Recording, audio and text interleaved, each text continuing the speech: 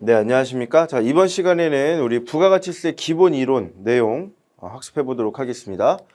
자, 우선 부가가치세 기본 이론이라고 나와 있고 제일 처음에 부가가치세의 개념 및 특징이라고 나왔습니다. 자, 우선 부가가치세의 정의부터 보면요. 부가가치세는 자, 우리 재화나 용역의 생산, 유통되는 모든 단계에서 기업이 새로 창출하는 가치의 증가분을 우리가 부가가치라고 얘기하고요. 자, 이 가치가 증가한 부가가치에 대해서 세금을 부과하게 될 건데 그 부과하는 조세를 우리가 부가가치세라고 얘기를 할 겁니다. 자, 그래서 가치가 이제 우리 거래 단계들을 거치면서 물건의 가치가 점점 증가할 겁니다. 왜냐하면 중간에서 유통하고 있는 회사들도 마진을 이제 남겨야 되기 때문에 이 중간을 유통하는 단계가 많아지면 많아질수록 물건의 가치가 추가적으로 상승하게 될 건데 그 가치가 증가한 부분에 대해서 부가세라고 우리가 표현을 하는데 세금을 부과하는 걸 우리가 부가가치세라고 표현을 합니다. 자, 다음 우리나라 부가가치세의 특징입니다. 첫 번째로 일반 소비세라고 얘기하는데 자, 법률상 면세 대상으로 열거된 것들은 제외하고 나머지 모든 재화나 용역의 소비행위에 대해서 과세를 합니다. 자, 그리고 재화나 용역의 소비행위에 대해서 과세한다고 했는데 자, 사업자가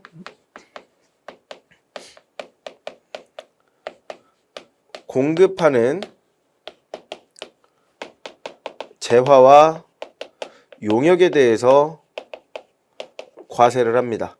자, 나중에 이제 나올 내용이지만 사업자가 공급하는 재화나 용역이 아닌 경우에는 우리가 과세를 하지 않아요.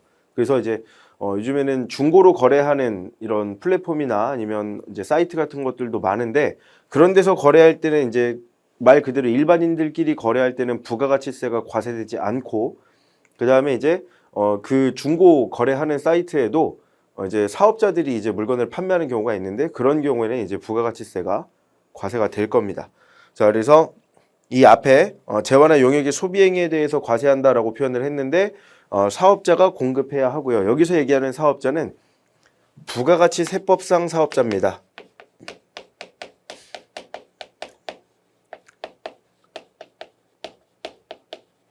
자, 이제 사업자를 구분하게 되면은 뭐 법인세법상 사업자, 그다음에 소득세법상 개인 사업자, 그다음에 뭐 이제 부가가치세법상 사업자 이런 식으로 이제 나누게 되는데 여기서 얘기하는 사업자는 부가가치세법상 사업자가 여기에 해당이 된다라고 보시면 되겠고요.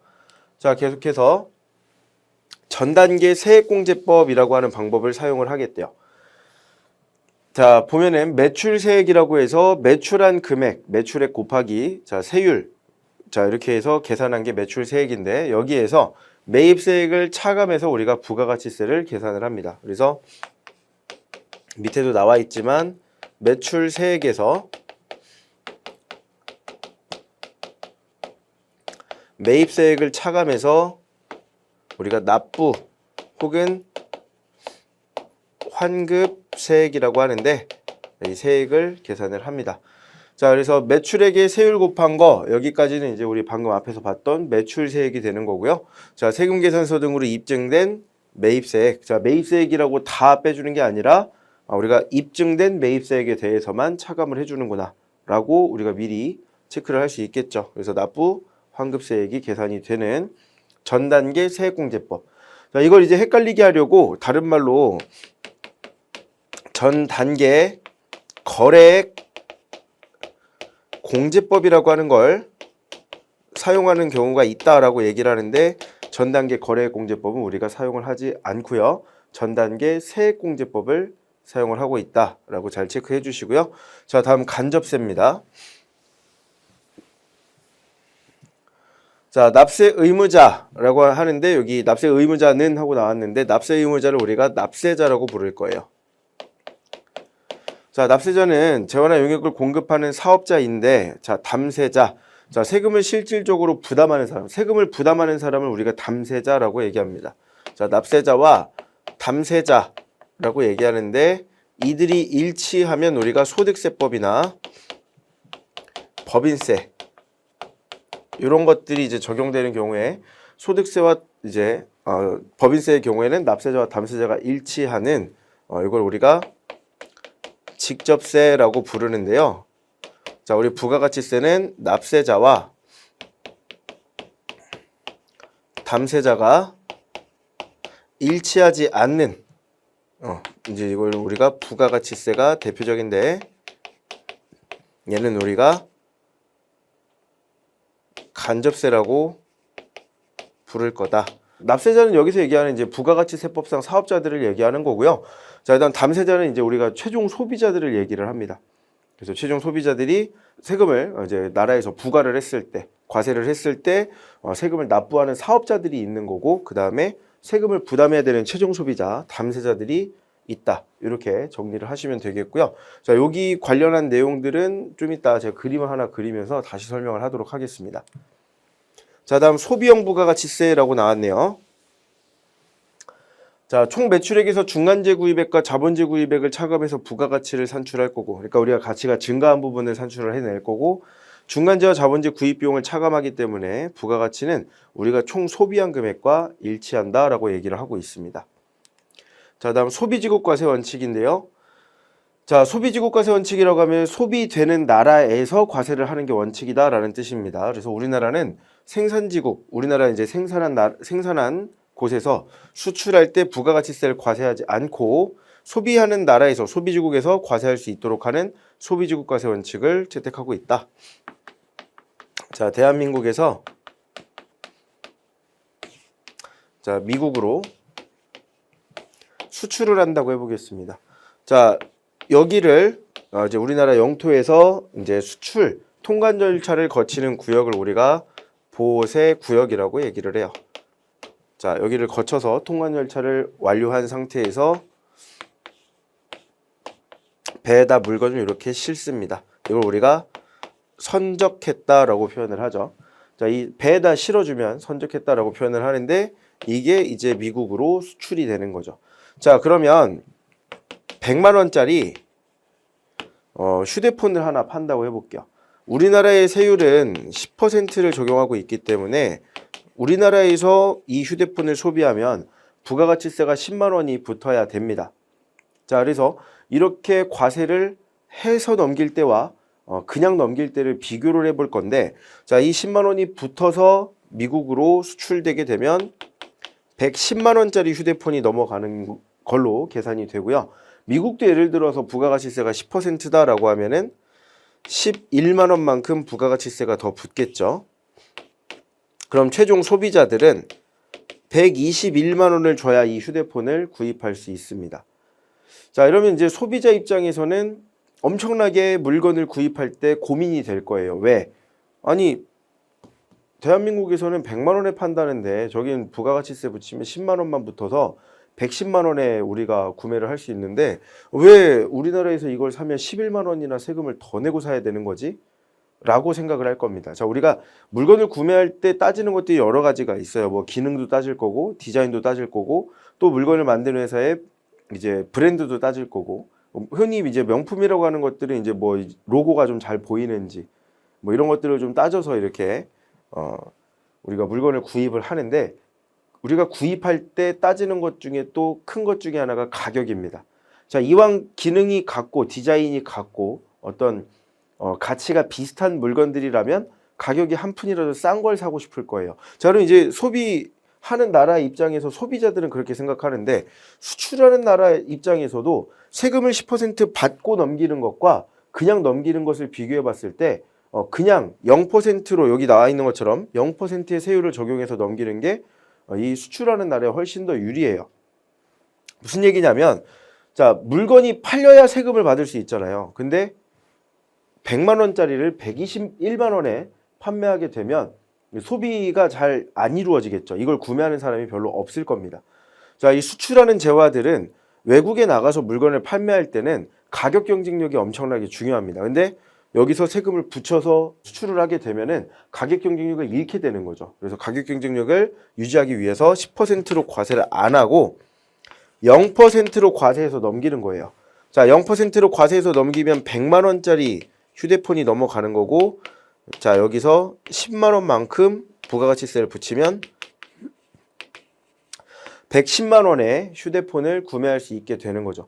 자, 그러면 121만 원보다 110만 원이면 훨씬 싸졌으니까 이번에 좀 살만 하겠는데 하고 이제 소비를 할 수 있게 되죠. 그래서 이제 이런 소비를 촉진하기 위해서, 그리고 수출하는 나라 입장에서, 대한민국 입장에서는 이제 외화를 획득하기 위해서, 수출을 촉진하고 외화를 획득하기 위해서, 그리고 소비되는 나라에서 과세하게 하는, 여기서는 지금 단순하게 수출만 했는데 부가세 10%를 붙여서 이제 내보내면 아무것도 한 게 없는데 과세를 2번이나 하게 되는 이중과세가 돼버리기 때문에, 이런 것들을 방지하기 위해서 우리가 소비지국 과세 원칙이라고 하는 걸 채택하고 사용을 하고 있습니다. 그래서 수출하는 재화는 0%의 세율을 적용해서 부가가치세를 전액 공제하거나 환급할 수 있도록 하고 있고요.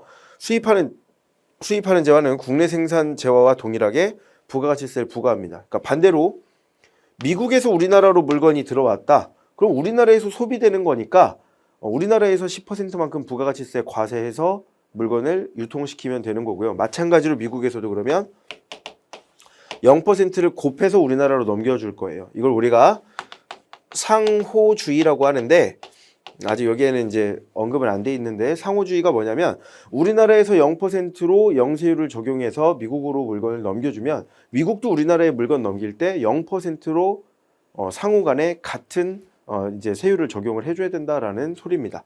그래서 상호주의에 의해서 미국도 우리나라에 0%로 세금을 부과하고 넘겨줄 거다. 이런 내용이 이제 소비지국 과세 원칙과 관련된 내용이고요. 자, 단순하게 나는 복잡한 거 싫어, 단순하게 기억하고 싶어 라고 생각하시면 물건이 소비되는 나라에서 과세하면 돼, 이렇게 기억해 주시면 되겠습니다.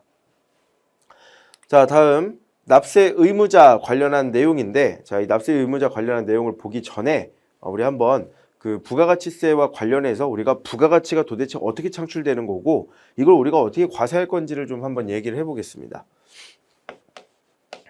자, 우리 농부가 밀을 재배할 겁니다. 자, 정확하게 세법적으로 따지면 이 밀이라고 하는 건 미가공 식료품, 우리 먹기 위한 의식주 중에 이제 식에 해당되죠. 먹기 위한, 먹고 사는데 꼭 필요한 재료이기 때문에, 가공도 안 했기 때문에 원래는 부가가치세가 과세되지 않는 면세재화라고 표현을 하는데, 여기서는 그냥 과세되는 걸로 표현을 해보겠습니다. 이해를 돕기 위해서. 자, 밀을요 재배해서 밀가루를 만들 거예요. 밀가루 공장으로 가겠죠. 자, 그 다음에 빵 공장으로 보내서 빵을 만들 겁니다. 자, 그 다음에 이제 빵 집에서 소비자한테 또 빵을 판다고 할 거니까 여기서 빵이라고 또 적을게요.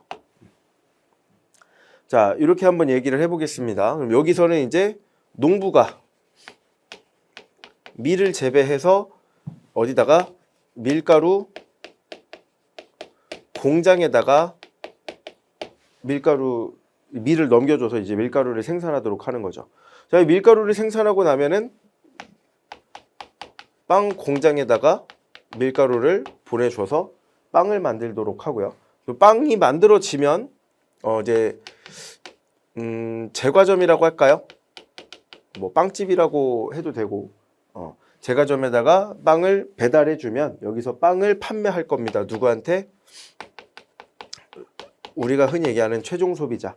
우리가 여기서 이제 최종 소비자가 될 겁니다. 자, 그래서 여기서 이제 뭐 예를 들어 밀을 우리가 100원에 밀가루 공장에다가 판매를 했다라고 해보겠습니다. 그러면 밀을 재배하는 농부는 100원만큼 매출이 생긴 거고요. 비용이 뭐 만약에 아무것도 안 들어갔다면 100원만큼 남겠죠. 이게 부가가치가 창출된 겁니다. 아무것도 없는데, 투입한 게 없는데 100원만큼 우리가 물건 값을 받고 팔았어. 그러면 이만큼 가치가 상승했네 라고 보고 부가가치가 창출됐어 라고 표현을 하는 겁니다. 자, 그러면 밀가루 공장에서는요 100원의 물건을 사와서 밀가루로 만들어서 500원에 팔 거예요. 그러면 부가가치가 400원이 창출이 되는 겁니다. 자, 다음 밀가루를 가져와서 빵 공장에서는 500원만큼 주고 밀가루를 사왔는데 빵을 만들어서 1000원에 팔 거예요.